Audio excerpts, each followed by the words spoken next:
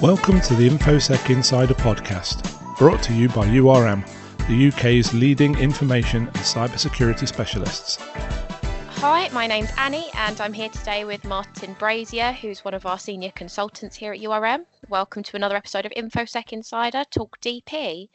So you might be aware of the concept of special category data and the additional protections in data protection legislation that are needed to manage it appropriately.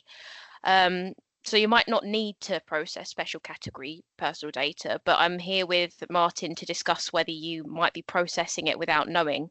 So first of all, Martin, my question for you is, what are special category data? Well, that's a pretty good place to start. The UK GDPR singles out some types of personal data as likely to be more sensitive, and that's any personal data revealing an individual's racial or ethnic origin, their political opinions, religious or philosophical beliefs, trade union membership, genetic and biometric data, their health, their sex life, and their sexual orientation. Generally, this type of personal data is called special category data, and the UK GDPR prohibits processing this type of data unless certain conditions apply. And this is because the data could create significant risks to an individual's rights and freedoms. The presumption is this type of data needs to be treated with greater care, because collecting it and using it is more likely to interfere with those rights or open someone up to discrimination. And this is part of the risk-based approach of the GDPR. Whilst other data might also be sensitive, such as an individual's financial data, this doesn't raise the same fundamental issues and so does not constitute special category data for the purposes of the legislation. And while data about criminal allegations or convictions may raise similar issues, it doesn't constitute special category data as it's covered elsewhere in the legislation with by separate rules. And what do you need to assess when processing special category data? Well, to be able to process personal data, you need to determine a lawful basis under Article 6 of UK GDPR. But for special category data, you also need to determine a further lawful basis under Article 9. And as I mentioned, Article 9 prohibits the processing of special category data, but there are 10 exceptions to this general prohibition, usually referred to as the conditions for processing special category data. That includes explicit consent, and note that that's explicit consent, not normal consent. This is a higher bar to meet for consent for special category data. If it's being processed for employment, social security and social protection purposes, if that's authorised by law, for vital interests, which is a sort of life and death purposes. It's not for profit bodies, can have exemptions from that. If it's made public by the data subject, if it's subject to legal claims or judicial acts, if it's for reasons of substantial public interest, if it's for health or social care or public health, or in some cases archiving research and statistics, again, with a basis in law. 5 of those conditions only apply if the processing has an authorisation or basis in law. And in the UK, this authorisation or basis in law is set out in the Data Protection Act 2018. Most of the conditions depend on you being able to demonstrate that the processing is necessary for a specific purpose. This doesn't mean that the processing has to be absolutely essential, but it's got to be more than just useful or habitual. It must be targeted and a proportionate way of achieving that purpose. The conditions doesn't apply if you can reasonably achieve the same purpose by some other less intrusive means. And in particular, if you could do so without using special category data. There is a link here to the data minimization principle which requires that you only collect the minimum information that you need. And you should consider that very carefully for any special category data. The Information Commissioner's Office says in its guidance that it's not enough to argue that processing is necessary because it's part of your particular business model or processes and procedures, or because you consider it standard practice. The question is whether the processing of the special category data is a targeted and proportionate way of achieving the purpose described in the condition. Due to the requirement that processing must be necessary and that additional measures must be taken to protect special category data, avoiding the collection of special category data is a must wherever possible. Furthermore, the purpose limitation principle applies to prevent you collecting special category data just in case it might come in handy. You started to mention the ICO guidance there briefly, Martin. What does the ICO's guidance say about inferring special category data? Yeah, it confirms, the guidance confirms that special category data includes not only personal data that specifies relevant details, but also personal data revealing or concerning these details. If the information itself doesn't clearly reveal or concern something about one of those special categories, it may still be possible to infer details about someone that do fall within those special categories. So, for example, you may be able to infer a person's religion or ethnicity from their name or images of them, because many surnames or modes of dress can be associated with a particular ethnicity or religion. However, you don't have to treat all such names and images as special category data in every instance. The ICO guidance says that whether or not inferred data counts as special category data and triggers Article 9 depends on whether your processing intends to make an inference linked to one of those special categories, or you intend to treat someone differently on the basis of inferred information linked to one of the special categories.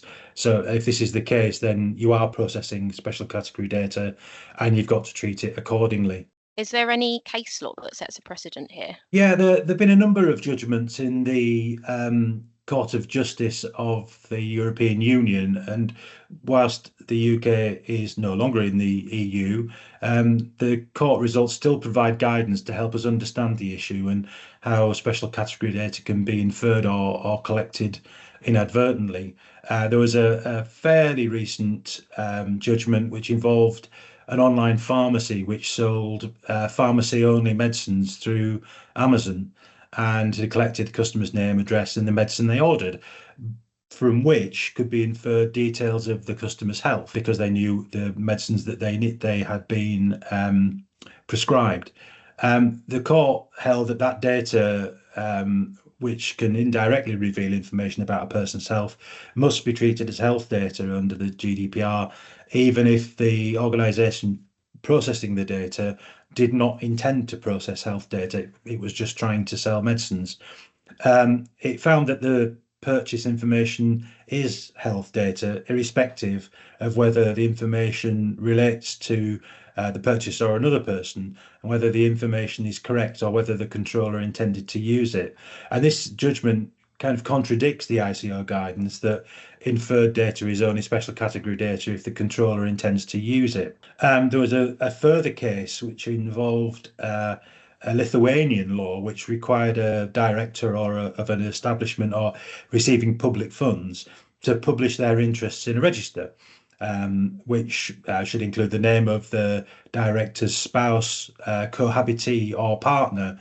And it was argued that from this, the director's sexual orientation could be inferred. The court acknowledged that there's a difference between revealing and concerning, and held that the publication of personal data on a public website that discloses indirectly the sexual orientation of a person constitutes processing of special category data.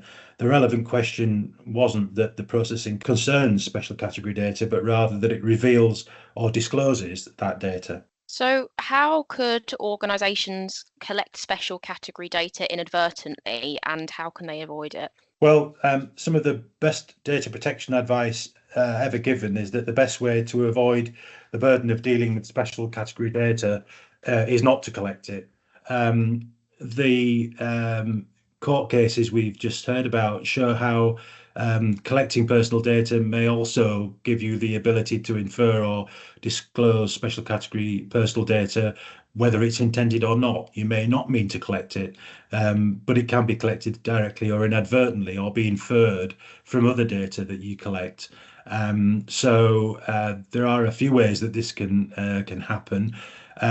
So, for example, one of the common ones we see are customer surveys, which include a free text box, which could be used by respondents to provide special category data about themselves. Even if the surveys are anonymous, free text boxes can be used by respondents to identify themselves and provide other information such as contact information, health data, or disclose disabilities. So if you're conducting staff or customer surveys, you should try to make sure that they are demonstrably anonymous. You'll get far more honest feedback that way anyway, a better response rate and more accurate outcomes from the survey. If you avoid using free text boxes if you can, not least because the data they hold is difficult to analyse quantitatively anyway. If you must use them, delete any identifying information or special category data they reveal as part of the initial process after the survey has closed. Again, one of the common ways are call centre recordings. Quite often, call centres record all of their calls, and in this way they can collect special category data offered by the caller during the call. And this poses a difficulty of going back through those recordings to delete any special category data that you've collected inadvertently or which is irrelevant to the call. So if you do have a call centre, depending on the nature of the organisation, you might wish to include in that recorded call centre greeting a request for people not to share sensitive information with the call handlers, particularly if it's not relevant. And if you do take a call which contains special category data, the call handler must be able to flag that call as one which may need to be deleted or edited. Also, again, a very common thing is event catering, and often includes requests for dietary information, which could inadvertently disclose a person's health or religion. So if you're catering for an event, it's perfectly okay to collect the numbers of certain types of specialist catering, but not so good to assign those preferences to an individual. This might not always be possible, but be sure that you don't keep the information for longer than is necessary, and, for example, delete it immediately after the event. Another common scenario is photography. So photographs of staff, customers, or attendees at events could identify individuals with disabilities, somebody in a wheelchair, for example, or who are wearing traditional or religious clothing or symbols. A photograph of a wedding could disclose the sexual orientation of the married couple. When taking and using photographs in your business, try to obtain consent or a model release whenever possible, and always honour people's wishes not to be photographed. The UK GDPR is fairly silent on photography specifically, but Recital 51 says that photographs should not systematically be considered as special categories of data. They'll only constitute special category data if they fall within the scope of biometric data, such as the use for facial recognition. But as we've discovered, photographs can infer special categories of data, such as racial or ethnic origin, health, religion, or sexual orientation. Photography can be an easy trap to fall into, so be sure you use a consent form or a model release form, and be clear and open with the people that you're photographing. Thanks, Martin. I wouldn't have thought of event catering at all. Just to finish us off, do you have any sort of closing thoughts, final thoughts? Yeah, one of the main ways to prevent the inadvertent collection or processing of special category data is, as always, training, awareness, and the culture in an organisation.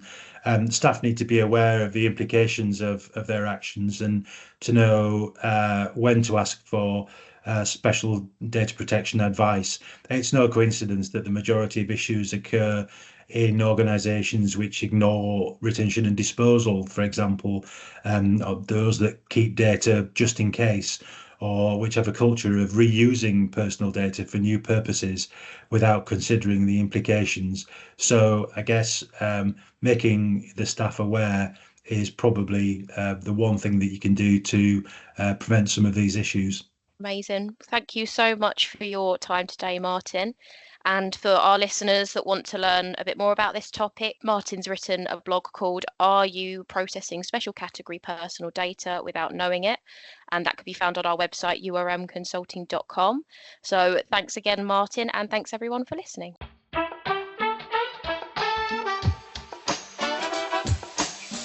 If you've enjoyed this podcast, we would really appreciate it if you could spare a moment to leave a rating or review at ratethispodcast.com/InfoSec Insider. To listen to more episodes, you can find us on Spotify, Apple Podcasts, YouTube, and Podbean. Thank you for listening to URM's InfoSec Insider podcast. For more information, visit our website at urmconsulting.com.